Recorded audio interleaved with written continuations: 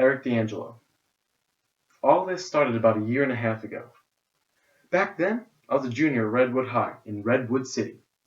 Halfway into my sophomore season, I'd cracked the starting lineup on the varsity basketball team. In mid-January, against Carlmont, I had my breakout game. I floated through school the next day and through practice. As I was leaving the gym, I heard Coach Russell's voice. "Jonas Dolan, come to my office." He sat me down and asked me what I planned to do when I finished high school. My dad can get me a job at sand and gravel. No plans for college? Neither my parents went to college and they've done okay. Oh, completely true, Jonas. But you could play basketball in college. I was startled by the thought. Ever heard of a scholarship, Jonas? And I mean a full ride. On Friday before President's Day weekend, the door opened during my English class, telling me to report immediately to the library. "Monitor College," he said.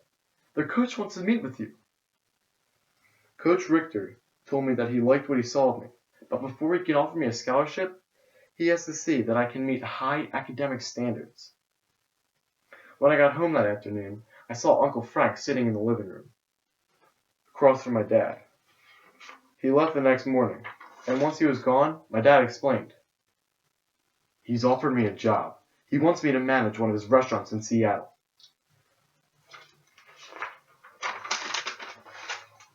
On the morning of July 1st, I was standing in front of our new house. "Hey, kid, come over here and meet my son." "What are you doing, Dad?" I hissed. The kid's head stayed down as he shuffled over. I'm Levi Rawdon," the kid said in such a strangely soft voice for such a big guy. "I played basketball in California. How about you? Do you play?" I said.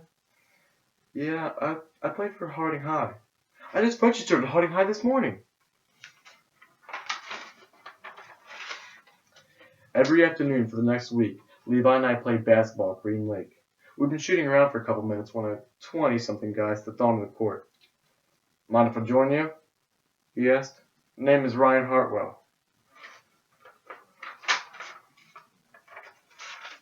Once class ended, Levi and I headed over to the gym for unofficial basketball practices. When we turned the final corner, I spotted Cash joking with the man. Cash saw Levi and me and he called out, his voice excited. "Double D! Jonas! Look who's teaching here!" It was Ryan Hartwell. "He's our assistant basketball coach." Cash broke in. Every day in health class, Levi filled pages of notes, drowning himself in details. His scores were never higher than a 70 and were usually lower.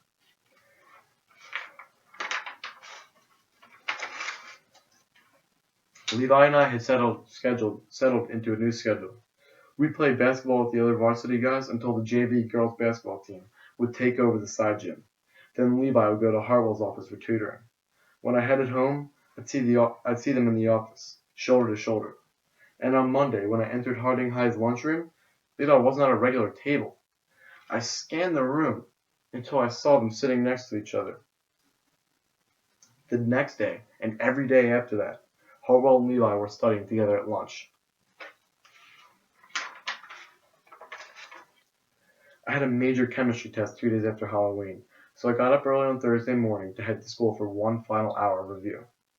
I laid my notes on a table and plunged in, trying to learn as much as I could, which is why I didn't notice Hartwell until I heard his voice. "Follow me." I closed my notebook, stood, and then trailed behind him. "What's this place?" I asked. "It used to be a teacher's workroom, but when the school was remodeled, they put in a new one by the main office. This room has been forgotten." "So why are we here?" He sat down, switched on an iMac, and motioned for me to pull up a chair. The screen was filled with folder icons, each one with a different teacher's name on it. Hartwell slid the mouse to me. "Double-click on Butler." I took the mouse and I double-clicked. Butler didn't have it protected. On the screen was a file labeled Chemistry. Everything was there. The lab assignments, the quizzes, the tests, the answer keys. I looked at Hartwell. Jonas, I don't condone cheating, but a teacher like Butler, he's the real cheater. He's cheating you out of a college education.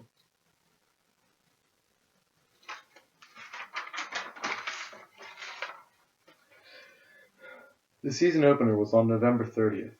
Once the prayer ended, Cash, as team captain, led us onto the court. As game time drew near, the starters, including Brindle, peeled off their warm-up clothes while the rest of us stayed in our sweats. I forced myself to stay positive. Brindle could twist an ankle, commit a bunch of fouls, or turn the ball over and get yanked. After the Garfield game, Levi and I had started across the parking lot and we heard Hartwell's voice. Levi, can I talk to you for a second? Levi walked back, they talked for a while, and then Levi returned. He was setting up tutoring times over the break. We'll meet at his apartment. I didn't expect to get invited to a New Year's party, but I did get an invitation. It wasn't for a party, though. Levi asked me if I wanted to go backpacking. It's Coach Hartwell's idea. My dad wants me to finish in the basement, I said, which is partly true. When you come back, you have to show me your drawings, though.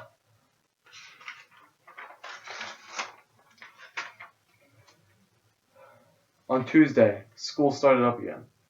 Levi wasn't ready when I stopped by his house that morning, which was not like him. As we hurried to Harding High, I asked him how the trip had gone. Okay. Did you do some drawings? No. Why not? I just didn't. Something was wrong. We'd been going strong for 10 minutes when it happened. Somebody got a rebound and cleared it to Brindle. Go! Hartwell shouted, and Brindle raced up court toward me. Hartwell turned and was racing along the sideline to keep up with the fast break. Knecht came out of his chair along the sideline and stepped forward onto the court. Hartwell must not have seen Knecht, because he kept coming. Hartwell smacked into Knecht like an NFL safety smacks into a wide receiver. Right now, half the season remained. If I got minutes, I could still put up decent numbers that would impress Coach Richter. Around 10, that email from Hartwell finally came. Coach Knecht has suffered a concussion, a broken hip, and a fractured collarbone. After dinner, I climbed upstairs to my room. 20 minutes later, my mother called excitedly at the stairs. Jonas! Telephone! Hello? This is Jonas? Coach Richter told me he got my game films and my semester grades. I'm impressed with the way you stepped up these last 2 months. Buy a heavy coat. New Hampshire is cold in the winter. I'll be putting your scholarship offer into the mail tomorrow. I grabbed my basketball, walked to Levi's house, and knocked on the door. A minute later, Levi was at the door. Let's shoot around a little, he said. Monitored college. My scholarship came through, I said, grinning in the dark. He reached out and shook my hand. You deserve it, Jonas. There's more, I said, and I told him how much Coach Richter liked his game. Ask Hartwell to line up a junior program, college program for you. We could be on the court together in New Hampshire. Wouldn't that be fantastic? He lowered his eyes. Once the tournament is over, I'm finished with Hartwell forever. What's wrong with Hartwell? I asked. You don't know the truth about him, Jonas. Nobody knows. What don't I know? It's worse than anything you can imagine, he said finally, his voice thick with anger. When I'm alone with Hartwell, he asks me to do things. I felt dizzy. What kind of things? On the snow trip to Mount Rainier. That was the first time. And after that, at his apartment. He says he's just going to tutor me, that I need his help to stay eligible. Once we're finished with the schoolwork, though, he asks me to do things. Things he says will help me relax. I tell him no, but he talks and talks, and he gets me all confused. Levi paused, and his voice went so soft I could barely hear him. Sometimes I do them, Jonas. I know they're wrong, but I do them. Levi, Are you talking about sex? Is it sex things he has you do? It's sickening. I'm sickening. There was just one team left to beat. Garfield. We were in the finals. At last, it was time to head to the parking lot to get on the team bus for the final ride to Tacoma. My dad drove me to Harding High. Your mom and I will meet you in the parking lot. You don't have to. I can walk home. State champions don't walk home. He smiled. By the time we were in uniform, the guys were like guitar strings wound so tightly that they were ready to snap. I felt strangely calm. We took the court and went through our normal pregame routines. The Garfield guys came out playing fast, but the line between fast and too fast is thin, and they crossed it. I used Garfield's aggression against them. They went for my fakes, trying for steals. When the buzzer sounded ending the first quarter, we were up 12-10. The game had taken on the David and Goliath feel, with us playing the role of David. At the end of the third quarter, we led 41-40. In the fourth, the game completely changed, and the last 4 minutes were a war. The team dome was electric loud. You could feel the place sweat. Garfield ran a set play, icing their guard against me down low. I'm going to stop you. I'm going to stop you. Just when I was certain he was going to spin right, he switched back and switched a jump over me. Game tied. 22 seconds remaining. I worked my way to the top of the key, keeping my dribble alive. That's when I spotted Cash down low, setting a backstring for Levi. Levi faked like he was coming to the right and then broke to the hoop. I flipped the ball up to the backboard. Levi rose up in one motion, caught it, and slammed it down. The place erupted. This was it. The final play. A Garfield guy grabbed the ball and flung it down to the hoop. The horn sounded while the ball was in the air. The ball missed the backboard entirely. We'd done it! Cash grabbed me from behind and swung me towards center court. We were state champions! Back in the locker room, Harwell told us that he'd arranged a pizza party for us in Seattle. You can phone your girlfriends and your parents, but we can't have the whole school. We went inside. The table was filled with bowls of salad, breadsticks, and different kind of pizza. Do you feel like dancing? I asked Celia. Let's just talk. Rachel's about 10 feet away, pulling a sweatshirt over her head. Have you seen Levi? I said. Rachel shook her head. He's probably outside. The three of us headed into the parking lot. I looked to where my mom's Subaru was parked. It wasn't there. No Subaru. Maybe he stole it, Rachel said. Come on, I said. Your brother. Stealing a car? An hour later, I told my story again, this time to a detective, a large black policewoman who took notes as she fired questions at me. I kept my cell phone on the table in case anyone called. The next thing I knew, my dad was shaking me. Jonas! Jonas, wake up! They found Levi! I sat up, completely alert. At Cactus Lake? Was he there? Was I right? He was there, he said, his voice strangely choked and thick. I knew he would be there. I was really starting to worry. That's great. No, Jonas, you don't understand. They found his body.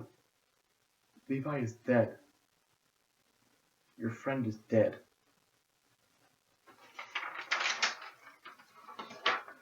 During lunch, I didn't want to run into any of the guys on the team. I headed into the library, figuring it would be a good place to kill 10 minutes. All alone at a small table sat Brandon, the sophomore on the team who'd almost never played. He gave me a wave and a smile. I'd always liked Brandon, maybe because he reminded me of Levi. I heard footsteps behind me. I turned and found myself face to face with Ryan Hartwell. Is he tutoring you? I asked Brandon. Yeah, in geometry. Don't do anything stupid, Jonas. His voice was soft but menacing.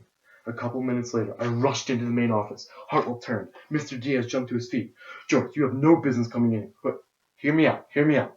The stuff he's telling you about cheating in chemistry, that's true. But he's not telling you what he did to Levi.